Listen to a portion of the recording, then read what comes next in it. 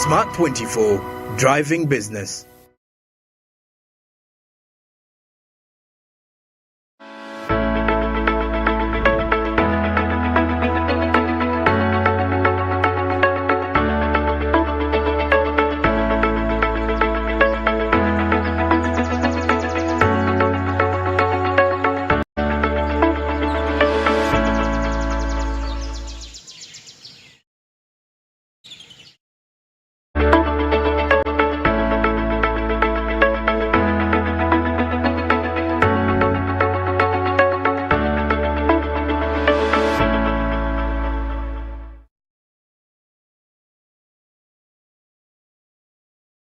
It's time for sports business. From the World Cup finals coming to an end down to the EFL Cup in the the United Kingdom returning to the screens of the football spectators.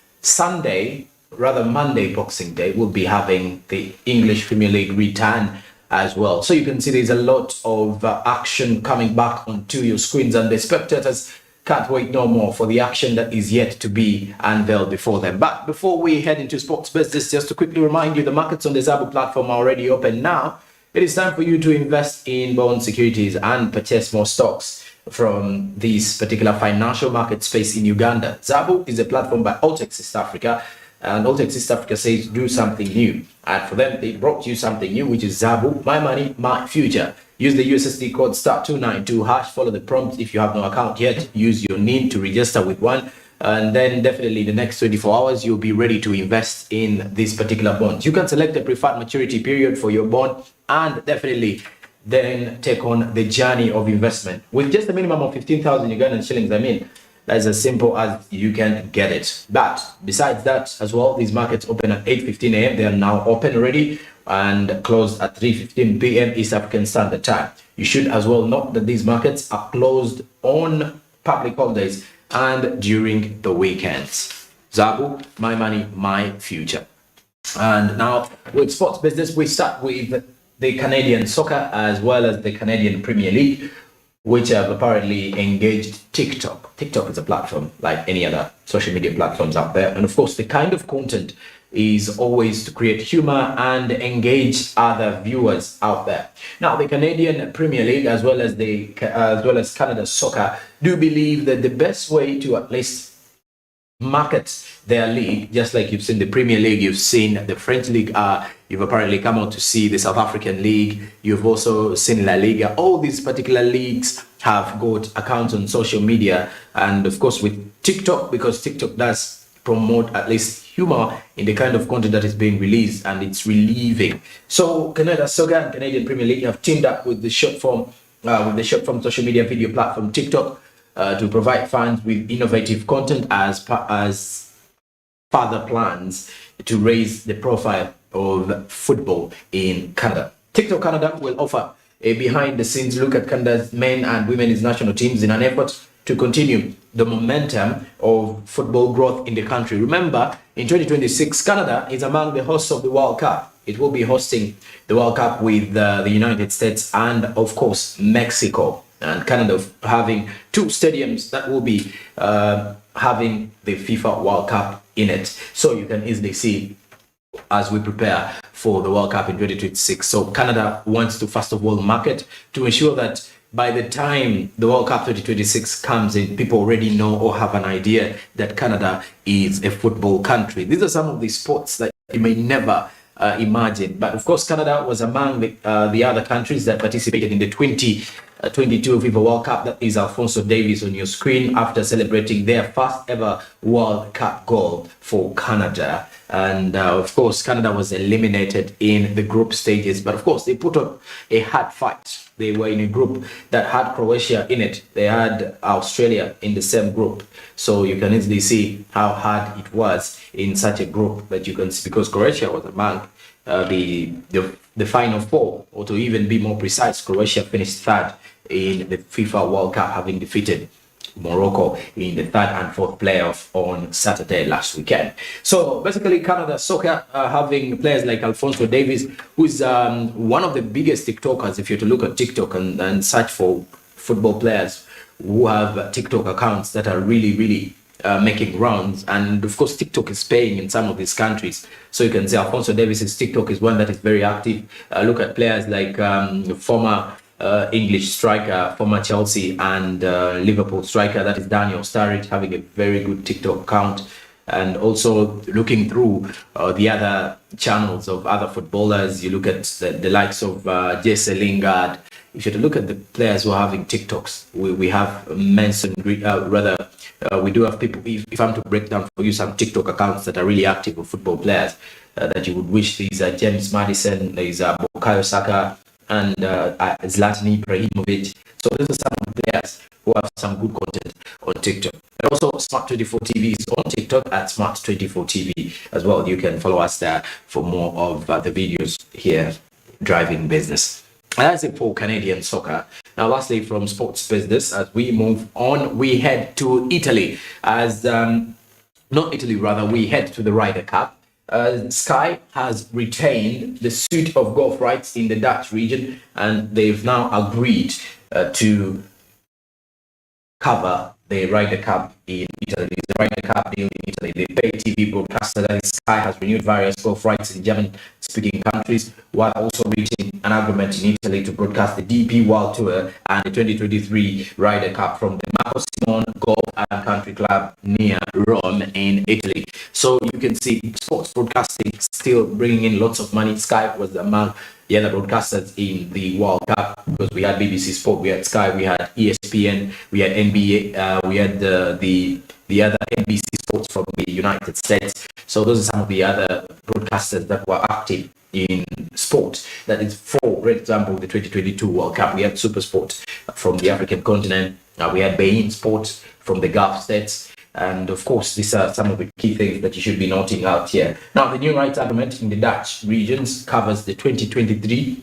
and the 2024 DP World Tour seasons, as well as the 2023 Ryder Cup and the 2023 US Open. The agreement includes rights to both the men's and women's US Open. And that is a deal by Sky to retain golf rights in Dutch region. The Dutch region, Dutch as in DACH, represents the German-speaking regions within Europe, if you are to look at that. Well, apparently from that particular situation, lastly, from sports business, the Uganda Olympics Committee has engaged federations on governance here in Uganda. Yes, that will be something that we should be looking forward to ahead of the 2024 Olympic Games in Paris, that is in France. But also, take this note that on the 26th of December, Boxing Day Monday, the English Premier League does return on the screens with all 38 matches to be played. That is it for sports business. Now we're heading into entertainment business.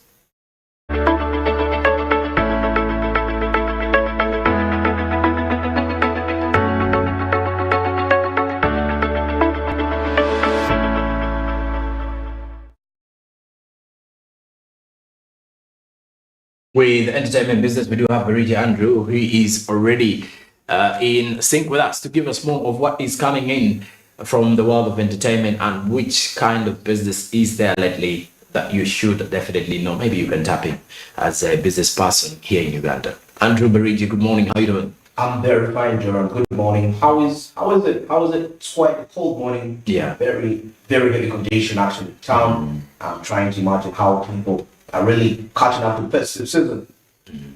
All right, now for the business and entertainment this morning, just to give you a brief highlight of what we should expect, we shall be looking at the American filmmaker coming up to urge Africans to actually concentrate on their stories, like we focus on our stories as Africans. Then away from that, we shall come down to Disney, and of course being urged to spin off ESPN, and probably this could be a very potential cash cow for the company as a way to generate much more revenues and offset definitely the upcoming unnecessary expenditures. If it can't really stand on its own, it could be very, very essential.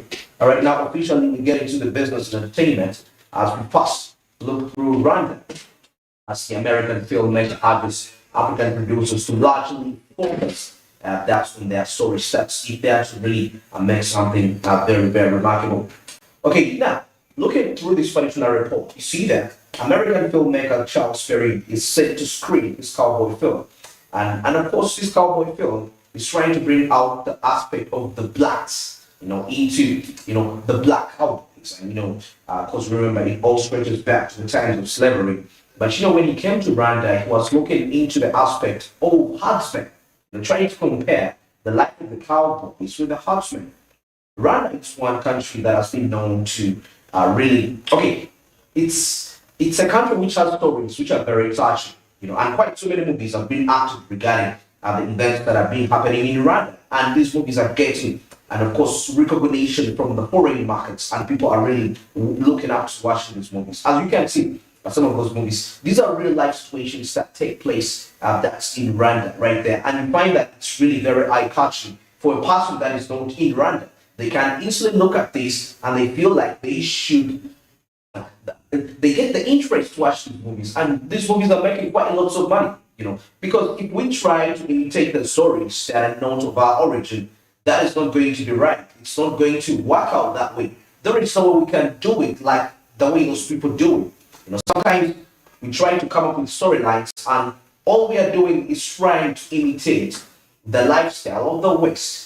But it's not our lifestyle. As African, we actually have our lifestyle. I mean, that originality, that creativity, definitely is going to back up, of course, the foreign markets operating that. So, this gentleman, this filmmaker came to Rwanda, and Rwanda is his first country he's been to, and he was really amazed, first of all, with the atmosphere, it looking very amazing for filming, and that was really something that really worked out for him very perfect. Then he said, okay, if we can have this particular kind of atmosphere, and where he went even deeper to understand what is the culture like in Rwanda, what is really taking place, what's the history of Rwanda, what are those events that have taken place that probably mean something, of course, to Rwanda, that they can really be very memorable, very historical. And this is where the movies are really being back from. If you remember, we see the first movies that were about the genocide that took place,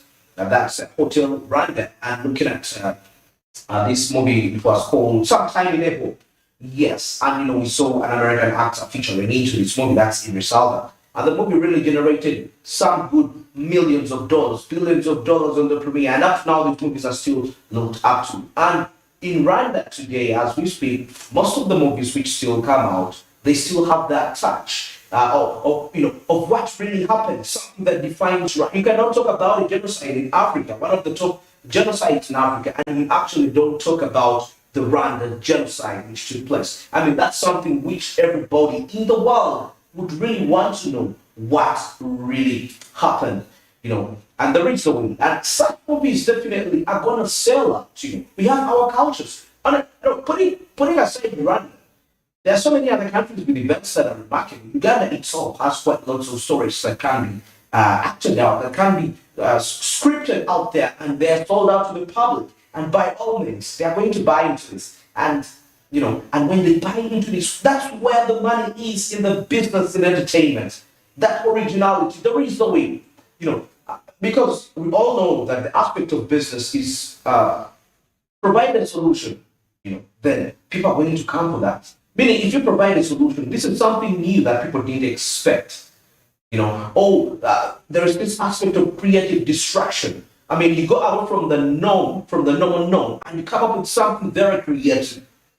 So if you say that you're going to act a story, which probably you imitated from a foreign movie, and you want to incorporate it in our society, trust me, of course, people in the African society might fall for the movie, but it will end there, and the potential earnings will be halted. But now we're talking about movies that are going to premiere in massive cinemas across the world. I'm trying to imagine an African movie grossing about at least 100 million US dollars. You just have no idea what impact that it can do. First of all, to the entire crew, it's going to be providing employment opportunities to the people. The actors are going to get paid, and people are going to get to earn from their career. And definitely the entertainment industry is going to pick up in that regard, and there is no way we shall stay the same. Now, back to this filmmaker. He comes to Rwanda, he discovers that actually they are herdsmen. I mean, he wants to understand what's the life of herdsmen like. And trust me, I really anticipate that there could be an upcoming movie that is going to come, and it's talking about the the life of herdsmen in Rwanda. I mean, that is our culture in Uganda. That's our culture in East Africa. We should really come out and embrace this. This is the only way we are going to blossom in the foreign markets, and millions of money will come into the entertainment industry. Okay, now still further on this report, we see that this American filmmaker chose Rwanda as an African country of his taste screening because the original herdsmen are in Rwanda and Africa. Very interesting. I mean, this is an American movie maker. He's trying to make a movie about herdsmen, but he cannot do this movie in Europe. He can't do this in America because it's not a culture there. So definitely, try to imagine. We've been watching movies about cowboys. Yes, that's old now. Now we want to watch movies about herdsmen. That is money. I'm talking about money here. Making the business really come out so perfect. I'm really excited about this, actually. I can't wait to see this. Probably I would have to support this cause. This is for the good. Africa, we are too rich, not only in endowment of resources, but also our cultures are wealth in itself. People want to know about our cultures. I mean, if we could sell them out to the people, there is still another way out. For those people that are into the art industry, you can imitate these cultures. We put them out there to these people, and of course, the only thing that shall be putting into these particular movies is probably the technology. We borrow their technology, we borrow their effects, and make it something really good. I was so amazed. The original huntsman. This is a statement from the producer. An American filmmaker saying, I want to make a movie about huntsmen, but the original huntsmen are in Rwanda, in Africa. I mean, that is a fact, and that's a competitive advantage that we can have as Africa to beat movies like, Black Adam, which they are praising all over, movies like, we've seen Though, and, I'll tell you the truth, that also these movies, you also know that these are books written by people, and to be honest, most of these books are fiction. When I say fiction, meaning they never existed. Most of this stuff, Superman never existed anywhere, but someone is making money out of it. But you cannot act something. You cannot do the same Superman in Africa and think you're going to make money from that. It's not right. It's not going to work out that way. But if you act about a herdsman, I mean, the typical lifestyle of an African, that is real. That's reality. That's reality. Let me tell you, if you're a fan of Game of Thrones, of course, which really caught so many people's attention, I'll tell you that. Did you know, go such about this, that the Game of Thrones actually was, it's real, but it was based on French dynasties that existed way back in the ancient. But unfortunately, one of the great writers in Britain, went and translated it, and they tried to put it in the context of Britain. But definitely, it's not copy and paste. It's still Europe, so it is okay. It's okay for Uganda to embrace culture from the West Africa, because it all at the end of the day, what all defines us is that we are blacks, we are Africans. I mean, it's about money. With this collective efforts, there is no way we shall fail to earn money from our that's from our movies, and improve livelihoods of the different people right there. Okay. According to the film director and producer, for many years, most people could relate cowboys to white males and on horses because that's what films are portrayed, which in reality isn't true. You get to see that. I mean, movies portraying that particular aspect, relating cowboys to white males and horses. You get that? And you see, he comes to realize that this whole thing of what is portrayed out there is not real, it's not authentic. I mean, it's not something that will be marketable out there globally. It is something that we should look into that particular aspect.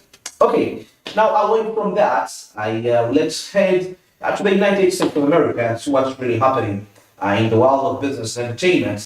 Now, away from Africa, let's head to America as we see what's really transpiring right there. We see that experts actually are urging Disney to spin off ESPN. Now, this is something very, very interesting. It's not the first time we see spin-offs. When we talk about a spin-off, it's when you let a company, for example, if if there is a certain mother company and that mother company has like outlets, it can decide to spin off an outlet, and that outlet can become independent. Though that doesn't mean it has lost ownership and control, but it's like this outlet can stand on its own. It can really make decisions on its own. Now that's what a spin-off really comes for. Now there is this aspect of spinning off ESPN. It's part of Disney because we see that the entity is it's a potential cash cow for Disney that big that big mega movie company right there. Now let's take a look at this. We see a report here that says that this is a statement from one of the writers. That's Wells Fargo. That's Stephen Carl. He says we see it as a reasonably probable late 23 event, of course, right, according to this, and he says that we think Bob Iger is returning to Disney to make big changes. Spinning off ESPN, ABC is the best path forward, and we see that as reasonably probable late 23 event. Wells Fargo analyst Stephen Carl opened a Tuesday report on the Walt Disney Company, led again by Iger as CEO, with a big call that is certain to cause a debate. Of course, this is an advice that has been given to, of course, Disney. It's not something that they have really come up with. It's still in the process, But these are analysts from, trying to give some advice to the CEO, that's Bob Iger, regarding that, and that could be something very potential. And remember, when ESPN is filled up, it will be in position to actually cater for its expenses, and it will be, reducing on the expenses that come from Disney, the mother company, to fund its activities, to fund the content creation, and all that aspect. Last year, I think it was about in November, we saw Stars, STARZ, being spinned off from Lionsgate. I'm just giving an example, just there to show you that, Stars is one of that platform where Lionsgate's movies which are released can be actually streamed from. It's like a streaming platform. So it was spinned off in a way, and it could actually run its own, its own activities because it had gained some establishments. And I'll be honest with you, the channel, the branch which really makes a lot of money for Disney is ESPN. I cannot rule out ESPN from that aspect. So this spin-off would be something very, very, very wise. Okay, now, still, if I read this, the analyst who has an overweight rating with a $125 price target on Disney, making it a signature pick of his firm, urged that it was time for change. Disney stock was trading at 86, that's 0.14 a share Tuesday, down 45% a year to date. So if you have to compare the current year versus the previous year up to date, it was down by 45%. So that's what he was trying to compare. Now, still looking into this, we see that in near term, Kahal expects Iger and his team to focus on content and cost rationalization. However, over the longer term, they expect a deeper think on portfolio reshaping. Of course, they recall that Iger built Disney into what it is today. Actually, Iger kind of late at some point that before his return, let me say Iger too, his second return to Disney, the Disney which we know what it is today. Iger had quite a very vital role to play to its development from that regard. Okay, still as I went down this report, we see that it still goes further again to say that separating ESPN and ABC would leave remaining Disney as an attractive pure-play IP company. Regarding that, I think that is quite a very remarkable idea from the analysts. That's from Wells Fargo.